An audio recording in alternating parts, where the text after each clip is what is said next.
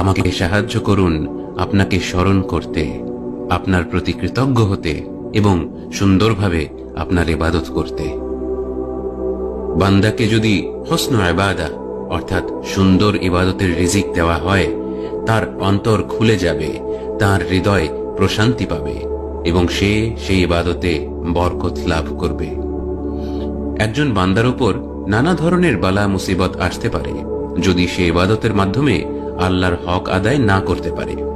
ইবাদতে অটুট থাকা মানে দুনিয়া এবং আখিরাতের সব বিষয়ে সাফল্য পাওয়া, কিন্তু এর জন্য দৃঢ় প্রচেষ্টা করতে হবে, ধৈর্য ধারণ করতে হবে, হিদায়েতের আলোর পথ অনুসরণ করতে হবে। শুধুমাত্র ইচ্ছে পোষণ করে বসে থাকলে চলবে না, বরং নিজের সামনে এক নূর রাখতে হবে, যে নূর আল্লাহ সপ্তম আসমানের ওপর থেকে নাজিল করেছেন। এই নূর ব্যতীত আর কোন